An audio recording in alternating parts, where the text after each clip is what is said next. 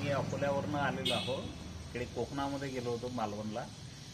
जाताना मग कोल्हापूरला दर्शन घ्यायचं ठरलं आणि मग जेव्हा आम्ही राहायसाठी लॉजिंगची व्यवस्था बघत होतो तर यांचं गुरुप्रसाद लॉजिंग हे जे आहे होमस्टे याचं रिव्ह्यू वगैरे बघितले आणि मग प्रत्यक्षात ते जे अफोर्ड करत होते 2000मध्ये त्यांनी एक फ्लॅट आम्हाला अफोर्ड केला.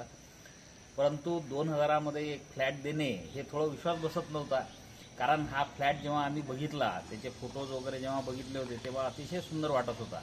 मग चला म्हटलं एकदा ट्राय करू. जेव्हा आलो इथे प्रत्यक्ष बघितलं तेव्हा आम्ही ऑलरेडी एकाच दिवसाकरता बुक केलं. आम्ही थोडा आमचा स्टे वाढवला. इथे ज्या व्यवस्था त्यांनी इथे फ्लॅटमध्ये दिलेल्या आहेत याचे जे ओनर आहेत चौगुले साहेब यांनी अतिशय बारकाईने आणि मायन्यूट विचार करून व्यवस्था केलेली आहे.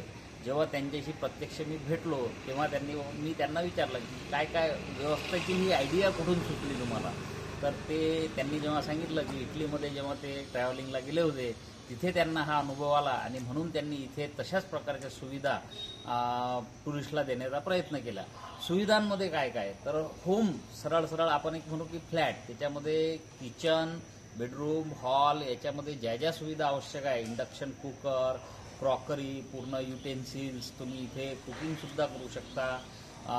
मंदिरसुद्धा आहे फ्लॅटमध्ये म्हणजे तुम्ही पूजा वगैरे सुद्धा करू शकता.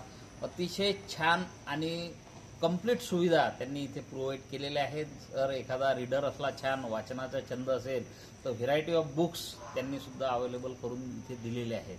तर अतिशय छान असा आमचा हा स्टे राहिलेला आहे. आणि इथे जे केअरटेकर आहेत अमोलजी त्यांनीसुद्धा अतिशय म्हणजे सहानुभूतीपूर्वक प्रत्येक सुविधा देण्याचा प्रयत्न केलेला आहे.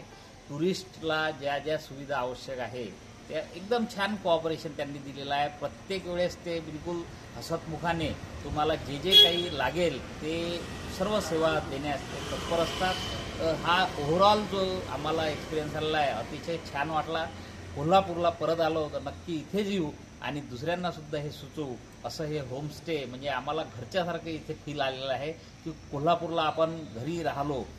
हा एक चांगला अनुभव यांनी दिलेला आहे. तर त्यांच्या पुढील कार्यासाठी मी शुभेच्छा देतो. थँक्यू.